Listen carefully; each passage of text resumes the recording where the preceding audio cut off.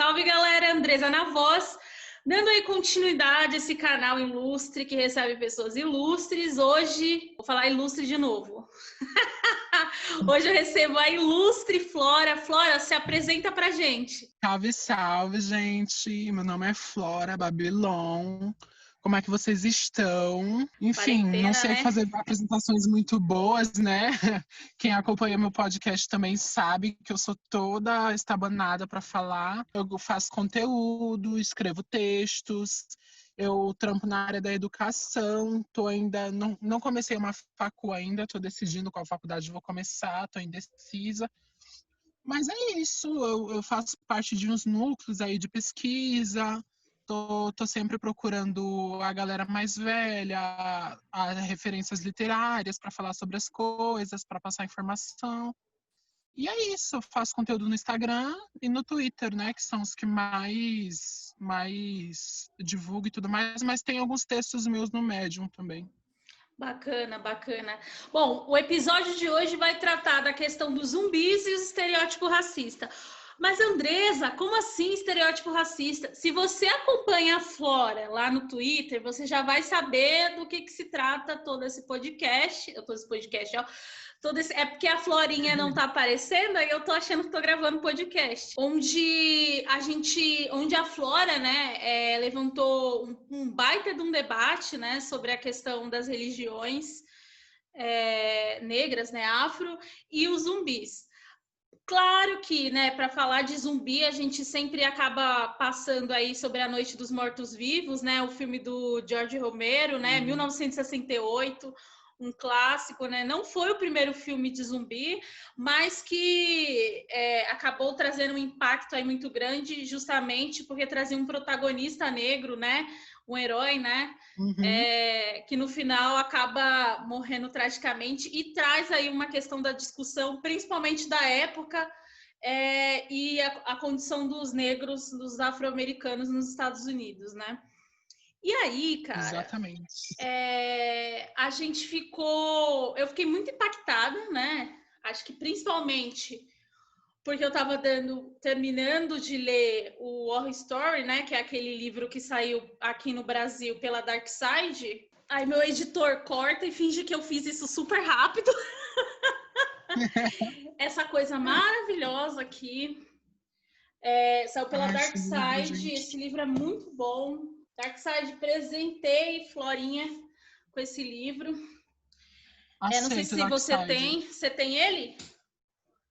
Amiga, não tenho ele, infelizmente. Ele é muito. Nossa, cara, ele vai trazer um apanhado do que é o terror, né? O tema do terror e a questão negra, né? Então foi muito interessante isso, a representação no cinema. E foi interessantíssimo ter visto você falar disso, assim, corajoso também, né? Eu vou falar para você, Flora, eu achei muito corajoso, porque o nerd é imbecil, né? O cinéfilo é chato, né? A gente viu lá. Eu vi lá uma galera chiando e tal. Mas vamos começar, né? Dizem, né? Eu fui fazer aí uma breve pesquisa e dizem que a coisa toda dos zumbis, né, começaram com a questão da ocupação dos Estados Unidos no território haitiano. Eles adotaram, né, quando acaba acontecendo essa coisa do colonialismo, né? Se hoje a gente toma banho, é porque, infelizmente, aí os portugueses ocuparam o território brasileiro e aprenderam com os indígenas, né? Eles acabam trazendo coisas da cultura de quem acaba colonizando. E aí, dessa coisa da ocupação, acabou envolvendo muito misticismo. Eu queria que você pudesse comentar um pouquinho, Flora, sobre isso. Posso. Eu comecei a estudar o estereótipo dos zumbis e toda essa representação na mídia, né, das religiões afro, para além do que eu já sabia, quando eu catei para saber sobre a Revolução Haitiana, porque eu estava muito curiosa sobre os processos que levaram, as coisas que aconteceram, e aí eu fiquei sabendo que o voodoo esteve muito presente durante a Revolução Haitiana. Aí eu falei, tá, vou começar a ler mais sobre isso, aí um pouco mais atrás, e aí que foi que eu cheguei nos zumbis. nos estereótipos e tudo mais, porque durante a Revolução Haitiana, essa é uma coisa que eu tô até para fazer uma thread depois, mas eu tenho que estudar mais, eu sinto que eu tenho que me aprofundar mais no tema. Sim. Mas que falavam muito sobre as pessoas negras que eram escravizadas. Os colonos, né, as pessoas que escravizavam, tinham muito medo, muito receio delas, porque muitas delas não temiam a morte por causa da religião. Não da religião, do estilo de vida, né? A gente fala que o voodoo ele tá mais para um estilo de vida do que para uma religião, de fato, né? Como a Importante gente saber conhece. isso, eu não sabia. Sim, é porque a gente costuma dizer estilo de vida, sim, porque ele engloba é a natureza, basicamente. Então, ele engloba muito a sua alimentação, a sua predisposição, o seu ritmo físico, sua integridade mental, engloba tudo isso. E aí, as pessoas pretas que vinham escravizadas, elas tinham muita crença em algumas coisas do voodoo, e vou dar um exemplo, né, prático, que é sobre a ancestralidade. A gente, quando você tem essa ligação com a ancestralidade, você não teme tanto a morte, porque a morte é uma oportunidade de você encontrar com seus ancestrais, sabe? Não é uma coisa de tipo assim, tudo no seu tempo, tudo certo, mas que não é um fim, um término, nada termina, se encerra. Eu acho que eu até falei um pouquinho disso. E aí, o que acontecia? Quando você tem pessoas escravizadas e você tem os senhores das terras e tudo mais, e você tem essas pessoas escravizadas sem temer a morte, isso se torna um risco, porque se elas não temem a morte, elas não vão se conter em revoltas, enfim, elas não vão permanecer inertes, né, durante a escravidão. E aí eu fiquei sabendo que tinha umas revoltas específicas em que as pessoas chegavam a se jogar dos barcos, segundo os relatos dos colonos. E é aquela frase que eu acho que muitas pessoas dizem, conhecem, mas não sabem exatamente a origem, que é: eu prefiro a escravidão, eu prefiro a morte à escravidão. Isso remete, inclusive, à questão da escravidão. A gente mostra um pouquinho no Deuses Americanos, né? As pessoas se jogando, tem até uma revolta no negreiro e as pessoas preferem queimar tudo e morrerem, né? Assassinar, inclusive, as pessoas que estavam comandando aquele navio, do que a própria escravidão, né? Isso é bem interessante. Exatamente. E isso se liga muito ao voodoo, porque a gente entende as energias, a gente entende os fluxos da vida como contínuos, não tem nada que acaba, que permanece, que some do nada. Então, era um risco. E aí que começa aquela coisa, né? A ancestralidade ela se fazia presente durante as revoltas, durante as lutas e tudo mais. E aí você tinha as pessoas que carregavam aquela força ancestral, que se erguiam para lutar, e durante muito tempo começou a surgir esse estereótipo dos mortos que lutavam, que levantavam da terra.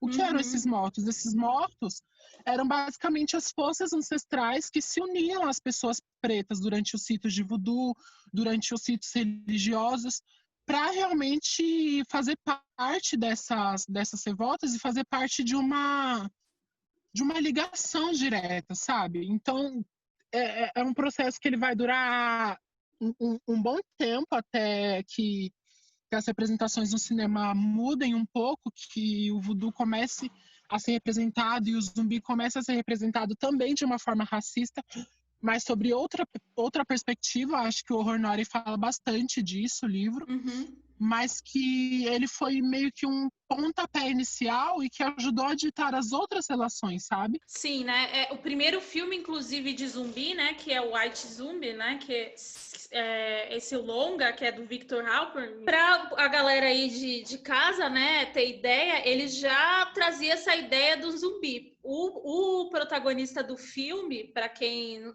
Cara, é o primeiro filme de zumbi, né? Ele é até em preto e branco.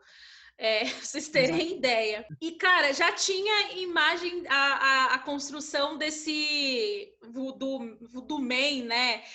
Que aí, cara, aí a galera é foda, mano. É estereótipo em cima de estereótipo, né? E aí não se apresentam, pelo que você tá falando, né? Tem toda uma coisa de um culto, um estilo de vida, não.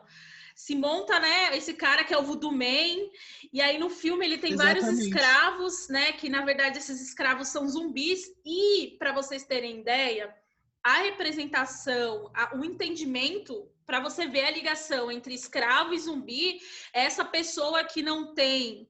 É uma condição que a pessoa fica desprovida da personalidade dela e de qualquer ligação com os outros indivíduos, né? Que ela perde Sim. a existência dela, né? E aí, cara... Ela vaga por aí sem rumo, né? Exatamente, exatamente. E aí a gente vai ter essa representação dos zumbis e não por satisfeito essa representação aí esdrúxula do que é o voodoo, cara. Amiga, sem contar a sexualização, né, do corpo negro. Porque esse filme, assim, ele é super problemático nesse aspecto, assim. Porque o zumbi é aquele que você vê também os líderes religiosos, né, durante esses filmes, super estereotipados. E o líder religioso é sempre como? Aquele homem negro, sem camisa. Forte, né? Que apresenta um risco forte. E aí tem todas aquelas cenas dele pegando a mulher branca no colo, como se fosse possuí-la, sabe? É uma coisa super, tipo, que já vai juntando várias coisas, assim, é surreal. Quando a gente vai falar aí da parada dos zumbis, voodoo, né, esses estereótipos racistas, é sempre importante as pessoas entenderem que a gente não tá tendo esse papo aqui só porque, vamos conversar aqui sobre a construção toda.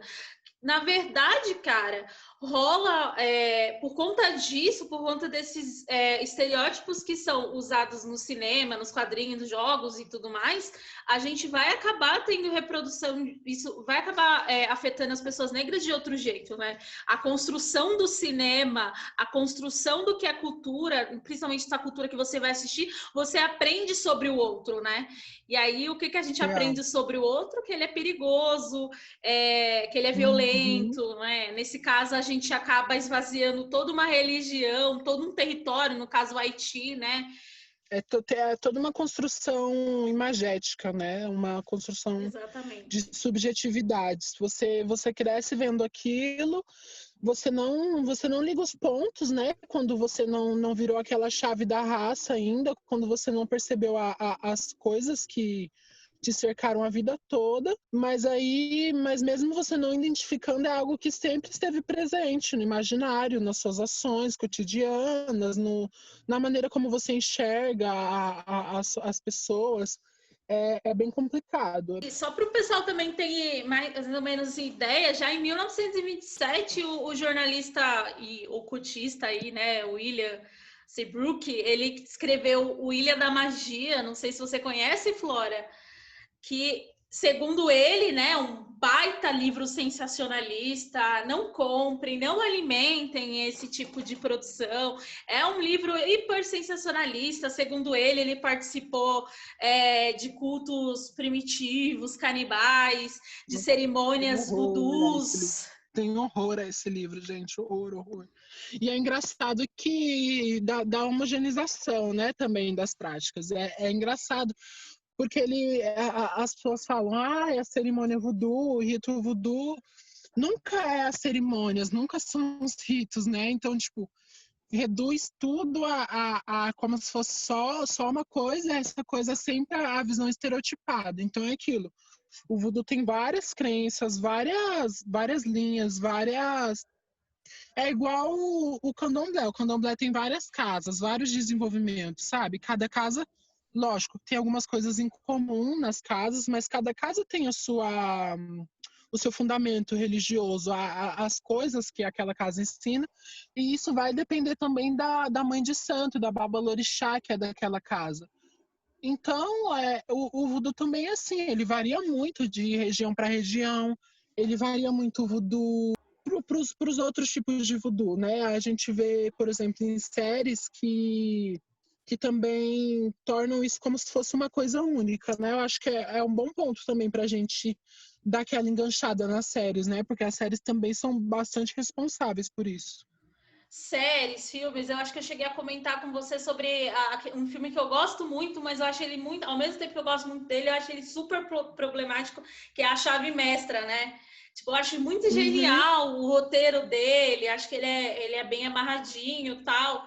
E ele, assim, ele não é tão, para mim, ele não é um filme tão de terror, mas ele é um suspense, tem alguns jumpscare, mas a coisa toda desanda justamente para mim, que eu acho, eu me sinto até um pouco hipócrita, né? Porque justamente o que segura a narrativa toda é o casal de negros que mexem com voodoo e vão trocando de corpo, e aí ninguém explica nada. Uhum. Sempre não tem explicação, né? Tipo, eles fazem por fazer, porque eles são assim mesmo, porque é o rito. Nunca tem aquela contextualização ou por que colocaram aquela imagem para representar, porque a gente sabe que se eles fossem explicar, eles iam ter que falar que é racismo, então eles não explicam. É a banalização da crença do outro, né? E é interessante porque eu lembro também já de ter visto coisas de voodoo assim em Bones, assim, eu gosto muito de Bones. Aí tem um episódio, o curandeiro, e aí que cor é o curandeiro? Negro. E aí ele é um charlatão. E aí, cara, se junta toda uma construção para poder falar de voodoo. E aí, no fim, o cara é um charlatão, mas o cara é negro. Alguém tinha falado na sua thread, inclusive, que eu depois me atentei, que o Chuck, né, da franquia do... Não sei se você gosta, é que é tosco, Chuck, né?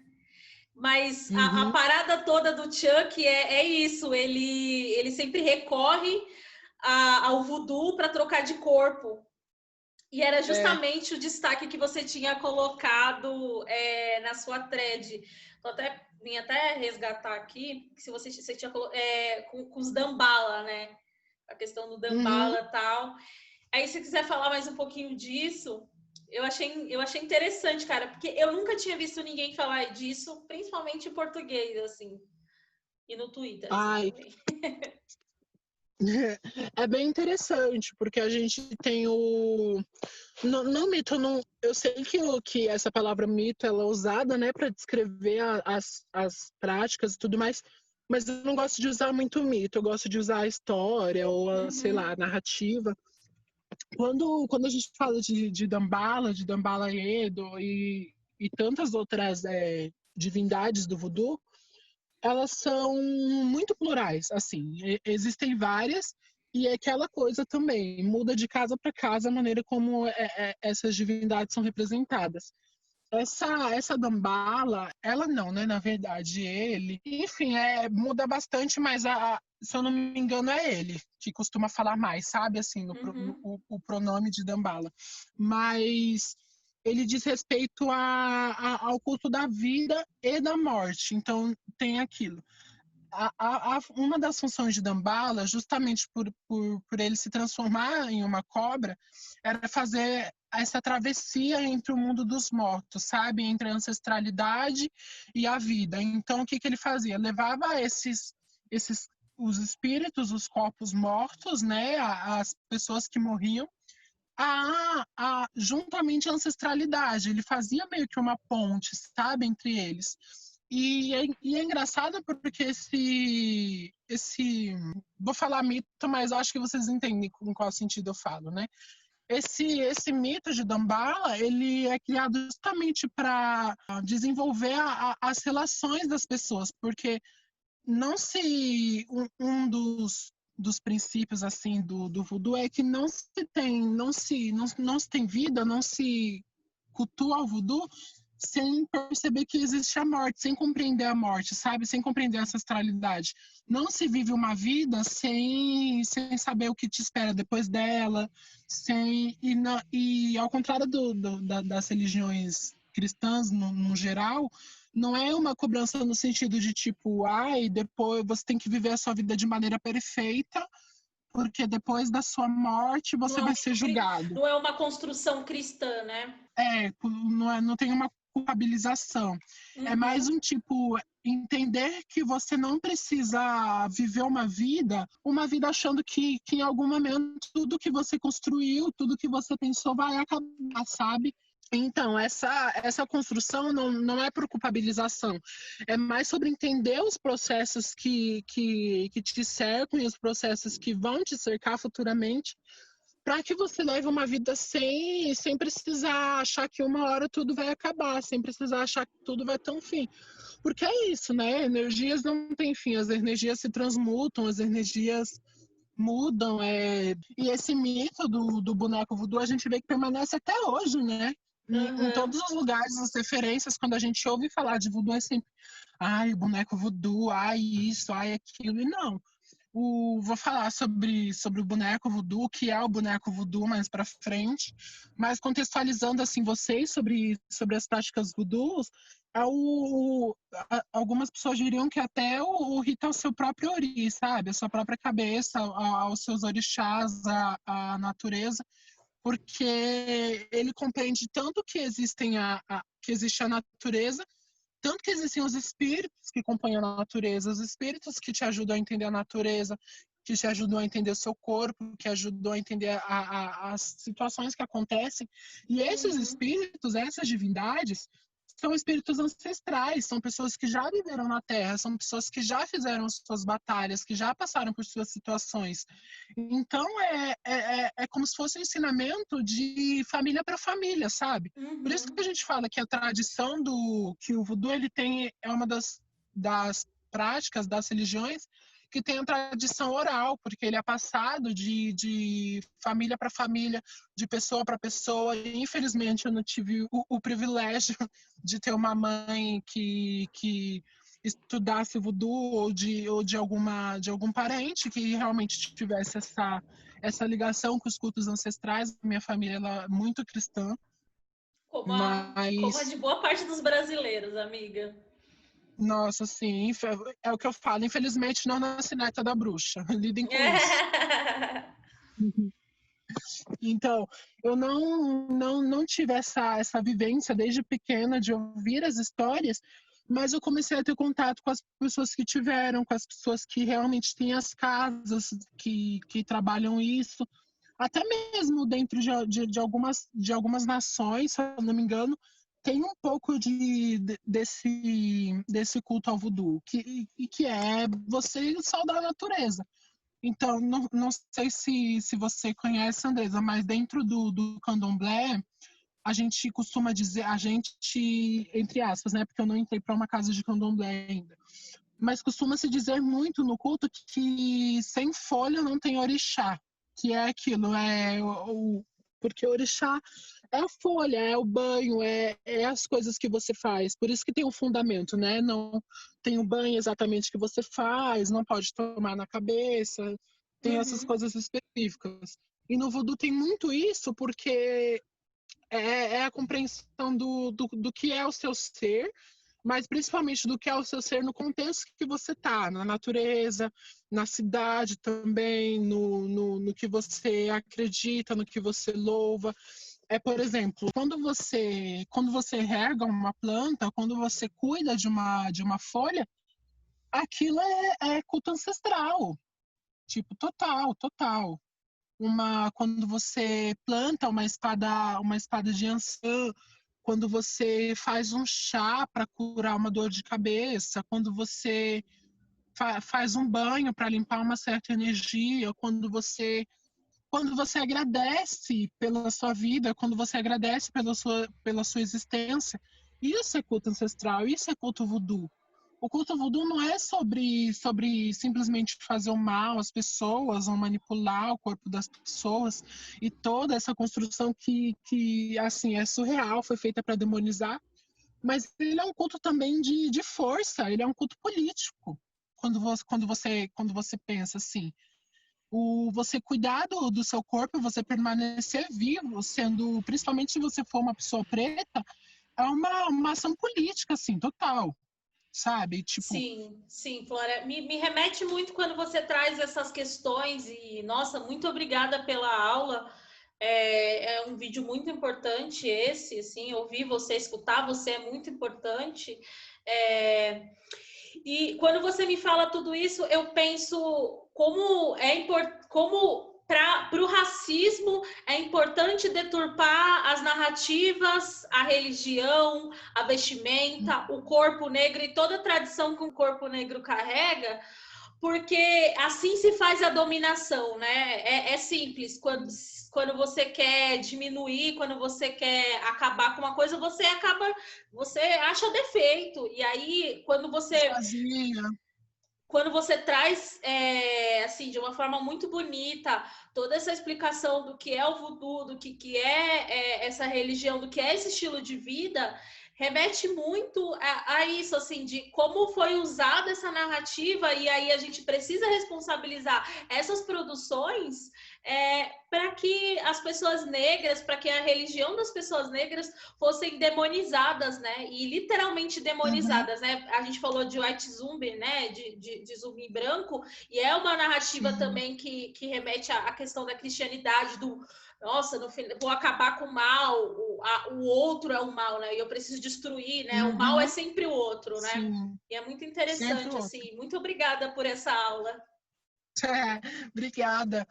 Tem é aquela, você falando, eu lembrei, é a narrativa do American Horror Story, né, amiga?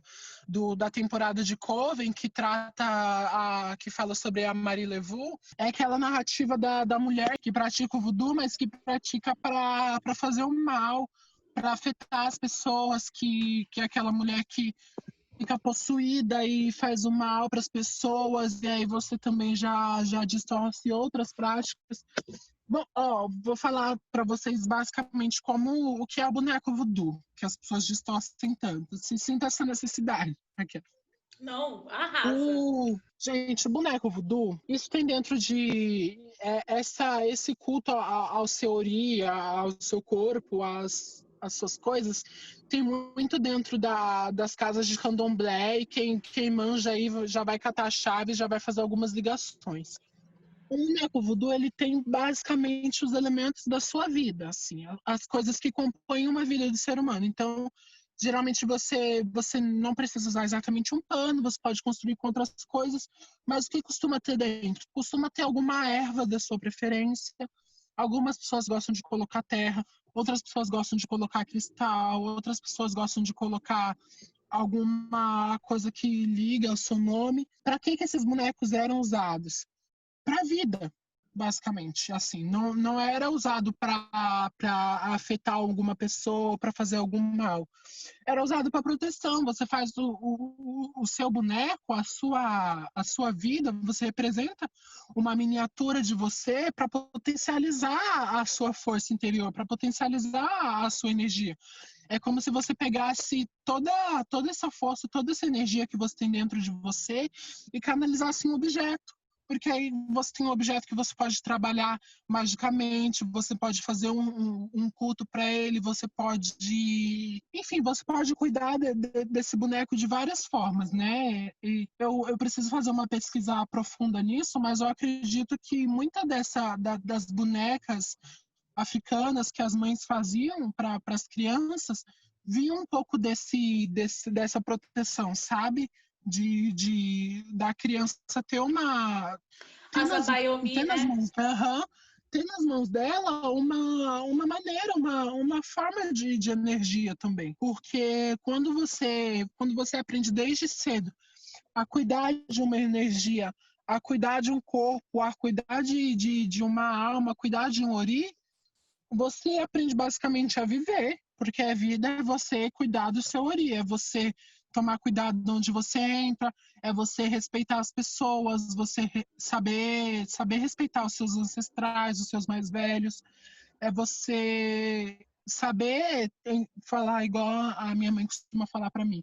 É você sempre entrar e sair dos lugares com respeito, porque você consegue entrar e sair de qualquer lugar com respeito, sabe? E é engraçado ver que como eles pegam toda essa construção de cuidar da vida, cuidar do seu corpo, né? Que as bonecas eram basicamente um ensinamento ancestral para você aprender a cuidar do seu corpo, para você saber preservar o que é um corpo, preservar o que é uma energia, um espírito, porque uma coisa que as pessoas não falam é que bonecos de voodoo também morrem. essa criação dos bonecos, assim. Porque quando você cria, você dá o seu sopro de vida, você dá a sua energia, você confia toda a sua confiança àquele boneco, até mesmo como companheiro para algumas pessoas. Tem pessoas que enxergam essa materialização do que é um boneco voodoo nos sonhos, porque ele é um companheiro, ele é uma pessoa que vai te auxiliar. E aí, quando você não cuida, quando você não alimenta essa energia, quando você não é atenciosa, essa energia morre. Amiga, isso é basicamente um ensino sobre você. Se você não cuida do seu corpo, se você não dá atenção pro seu corpo, o que acontece? E aí, trataram tudo isso e transformaram em vamos espetar bonecos. Cara, Flora, muito obrigada, assim, por essa aula. Não sei se você quer falar mais alguma coisa. Se você quer... Eu que agradeço por ter chamado aquelas. Se você quer falar aí de mais alguma série, algum filme, dar mais exemplo aí pra galera de casa. Não sei. Ai, tem uns exemplos. Esses dias a gente tava falando de Scooby-Doo, né? Pica-pau, essa semana a gente falou de Scooby-Doo, do filme do Scooby-Doo. Tem um filme que eu acho que, não sei se as pessoas lembram, que também tem essa representação negativa, que é da Princesa e do Sapo, que tem um vilão, que assim, entre aspas, né, praticante de voodoo, que aí ele é a pessoa malvada, que deve as almas, de repente, é uma coisa bem, bem doida, assim. Falando dessa representação que eles colocam, tem até um pouco disso no HS também, na American Horror Story, que é da possessão, né, do espírito que possui o corpo e é aquele espírito malvado e tudo mais. Gente, em ritos voodoos, em ritos ancestrais, um dos motivos para você cultuar os espíritos, para você cultuar a ancestralidade, é você se manter forte, você conhecer você conhecer o seu corpo, você conhecer a sua força. A possessão espiritual nunca foi para um espírito se apossar do seu corpo e você sair fazendo maldades, não. O que acontece? Muito desses espíritos, dessas entidades, elas permanecem em outros planos, e aí cada pessoa vai entender esses planos de uma maneira diferente, mas você convidar esses espíritos, lógico que dentro de uma ritualística, dentro de uma casa, você não vai querer inventar de fazer uma possessão no chão do seu quarto, porque você vai atrair espíritos ruins e vai culpar a religião, basicamente, mas dentro de toda uma ritualística, você convida esse espírito e você precisa estar preparado pra caramba para poder convidar um espírito para estar no seu corpo. Você precisa ser forte, porque mesmo que esse espírito seja bom, é uma energia diferente, é uma energia forte, né, dentro cara? Do seu corpo. Sim, você não chama ninguém pro seu quarto quando o seu quarto tá bagunçado, né?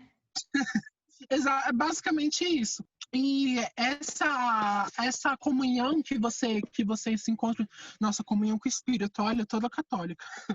Mas essa ligação com o Espírito é basicamente para você, a galera do que conhece a Umbanda, que conhece um pouco dos ritos e sabe como funciona a incorporação, sabe que é isso. É mais para você, é mais uma maneira de cultuar, uma maneira de honrar. E são maneiras diferentes, tipo, cara, você fica na sua missa, você ajoelha, você... No caso das pessoas evangélicas, né? Vocês têm lá os seus fundamentos religiosos, que tem toda aquela coisa de falar em línguas, de girar e tudo mais. Quando são as nossas práticas, a gente faz isso da nossa maneira, sabe? Tipo, é o nosso jeito de cultuar, o nosso culto, é a nossa sacralização. E nada disso é banal, como as pessoas fazem. Nenhum espírito ancestral vai se dar o trabalho de catar não sei quantos ônibus, ir para uma igreja universal gigante e começar a ficar possuído, girar no meio de uma igreja universal. Gente, a ancestralidade tem mais o que fazer do que agradar vocês. Uhum. Espetacularização, né? O racismo religioso, foda. É isso, amiga, é isso. Eu gostaria que tivessem mais, que se destacasse mais o culto voodoo, assim, sabe? Não de um ponto de banalização, mas que as pessoas conhecessem mais, porque hoje em dia você joga voodoo no YouTube, você encontra vários YouTubers, assim, sua maioria brancos, fazendo vídeos de bonecos e fazendo vídeos de objetos. Aí eu vou alfinetar uma específica que ela faz e ainda vende curso, amiga. Vamos expor e os seguidores ajudam a gente a pagar o processo, vai! E assim, e ela faz isso assim com várias. Eu não sei se tem um curso exatamente sobre o voodoo, mas eu sei que nos cursos, nas coisas que ela faz, ela ensina como se ela soubesse. E ela já levou um comichão de uma galera assim de Goetia, de outras práticas, porque ela é totalmente responsável por isso. Esse recado é para você. Para de falar sobre o que você não sabe. Para de cultuar um sagrado, um ancestral que não diz respeito a você de maneira desrespeitosa. Porque assim, a gente não tá mais na época de você catar um tutorial na internet de como fazer um boneco voodoo e fazer um vídeo para os seus seguidores aplaudir. Isso não é ensino religioso, isso não é liberdade religiosa, isso é racismo. Isso é banalização do que é o nosso culto, isso é banalização do que são as nossas práticas, do que é a nossa vida. E o mais incrível de tudo isso é que você segue fazendo isso e segue sendo aplaudida. Não sei se vocês sabem, gente, tem uma história de uma menina nos Estados Unidos. Ela namorava com um cara e ela terminou com esse cara e aí uma menina negra começou a namorar com esse cara. A menina que terminou era branca. Sabe o que ela fez, amiga? Ela fez um boneco voodoo para essa menina, para meio que tentar prejudicar ela, sabe? Essa garota branca. O que aconteceu nessa história foi que essa menina branca em poucos meses morreu. Gente, mas eu acho que uma coisa que você colocou na thread lá é que é coisa séria, né, gente? Parar de mexer Energia, com o gente, que não te energia. diz respeito, né? É Você energia, né? não mexe numa energia se você não sabe como direcionar. E isso não foi nenhum ancestral, não foi nenhum espírito malvadão que ficou com raiva da menina branca e matou ela. Ela que fez isso com ela mesma. Porque ela manipulou energias, não sabia manipular, e isso voltou para ela. É basicamente a lei natural, sabe? E não adianta a galera vir aqui falar, tipo assim, ai, mas ela não acredita. Ela, se a partir do momento, eu encaro assim, as coisas assim, né? Eu sou uma pessoa sem religião, tal, eu respeito todas as religiões, mas a partir do momento que você se dispõe a acreditar em alguma coisa, você está acreditando, seja para o bem, né? Inclusive, eu acho que está até errado eu usar essa palavra bem e mal, porque não acho que não é sobre bem e mal, né? Mas sobre É bem responsabilidade. relativo. Você está mexendo com uma coisa e você está acreditando nessa coisa. Então, arque com as consequências, entendeu? É igual eu penso assim, né? Se eu vou procurar alguém para me orientar sobre um banho, sobre alguma coisa, eu estou dizendo que eu acredito. Se eu acredito, melhor, sei lá, tomar o banho que você foi buscar e procurar saber, entendeu? Não sai caçando assunto, né, amiga? Nunca... Gata, não, gata, não sai caçando assunto. Por isso que eu fico aqui na minha, só lendo, só acompanhando, querendo entender mais, respeitando E o que eu aí. falo disso, amiga, é que nem tipo, ai, não se aprofunde porque é perigoso, porque os espíritos ancestrais vão surgir dos livros e vão te matar. Não, gente. É tipo, basicamente respeito e orientação, sabe? Você não pega uma energia de algo porque você acreditando ou não, as coisas têm energia, as coisas Sim, quando você vai atrás é porque você acredita nessa energia. Agora eu exatamente. digo, qual é o custo de você procurar uma casa, procurar alguém que sabe, procurar uma orientação maior e saber direcionar essa energia, saber fazer isso positivamente, do que você simplesmente pegar um tutorial na internet com uma energia que você não conhece e fazer porque você viu e acha que tá bom, entendeu? Tipo, tem toda uma construção e toda. Nas casas de Umbanda e de Candomblé a gente vê muito isso, né? Esse respeito pelo sagrado, esse respeito pela religião. Então, ó, Flora, te agradecer, pedir para você falar em suas redes sociais, eu vou deixar na descrição do vídeo também. Como é que a gente te encontra Tá. nas redes sociais? Vocês podem me encontrar o meu arroba no Instagram e no Twitter. Tá, meninas? Encontrar por @FloraBabylon. Assim, é o meu user no Instagram e no Twitter, mas nas outras redes, no Medium. Aliás, o Medium, essas coisas vocês podem achar no Instagram e no Twitter, que eu divulgo bastante, então. Boa, boa. Muito obrigada pela participação. Poder falar da questão dos zumbis e a questão do voodoo, né? Mais focado na questão do voodoo, é muito importante. A gente consome cultura pop, tem que consumir com responsabilidade, sim. Tudo é político, sim. Você querendo ou não, problema Não enche seu. o saco. Não enche o saco, tudo é político, nosso corpo é político, viver e respirar é político, entendeu? O jeito que você escolhe, o estilo de vida que você escolhe é político. Galera, não esquece de deixar like no vídeo, porque toda vez eu falo errado. Deixa like no canal e comenta no... Deixa like no vídeo. Se inscreve no vídeo e deixa like no canal. Deixa like no vídeo e se inscreve no canal, galera. E acompanha a Flora, porque ela é maravilhosa. Comenta no YouTube. Querida, brigadão mesmo. Amiga, eu que agradeço pela troca e é isso.